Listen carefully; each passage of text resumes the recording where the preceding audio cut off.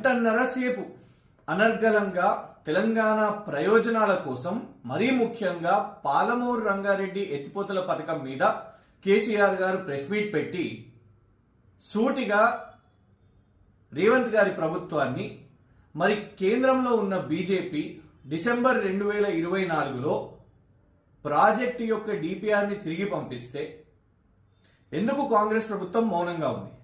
రేవంత్ రెడ్డి గారు ముఖ్యమంత్రి అయిన తర్వాత మొదటిసారి అంటే డిసెంబర్ 2023 నాడు 27 డిసెంబర్ నరేంద్ర మోదీ గారిని ఉప ముఖ్యమంత్రి బట్టి విక్రమార్క గారితో పాటు వెళ్లి కలిసి పాలమూరు రంగారెడ్డి ప్రాజెక్టు జాతీయ హోదా ఇవ్వాలి అని అడిగారు.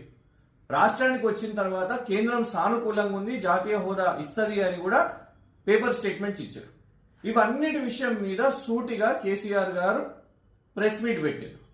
మరి పాలమూరు రంగారెడ్డి ప్రాజెక్టు విషయం మీద అటు కేంద్రం చేస్తున్న అన్యాయం, ఇటు ఆంధ్రప్రదేశ్ ప్రభుత్వం చేస్తున్న మరి వారు ముందుకు పోతున్న ప్రాజెక్టులు కానివ్వండి, టెండర్స్ కానివ్వండి, వీటి మీద ఎందుకు రేవంత్ గారి ప్రభుత్వం స్పందిస్తలేదు అని అడిగినందుకు సబ్జెక్టు మీద మాట్లాడకుండా ఏ విధంగా ఫ్రస్ట్రేట్ అయ్యి వాళ్ళ రేవంత్ రెడ్డి గారు మరి మీరు ఎందుకు శాపనార్థాలు పెడుతున్నారో, ఎందుకంత బూతులు మాట్లాడుతున్నారో ఒక ముఖ్యమంత్రి స్థాయికి అది సరిగ్గా లేదు. వ్యక్తిగతంగా నాకు తెలిసి దేశంలోనే ప్రపంచంలోనే ఎవరు కూడా వారి ప్రత్యర్థి చనిపోవాలి, ఉరేసుకోవాలి, దూకి సావాలి అని ఇట్లా మాట్లాడడం కరెక్ట్ కాదు. ఇంకొక విషయం ఏంటిదంటే రేవంత్ రెడ్డి గారు వ్యక్తిగతంగా మాట్లాడుతూ కేటీఆర్ గారు 2 సంవత్సరాలు ఇంటర్ ఆంధ్రాలో చదువుకున్నారు, ఇది పదే పదే మాట్లాడుతున్నారు.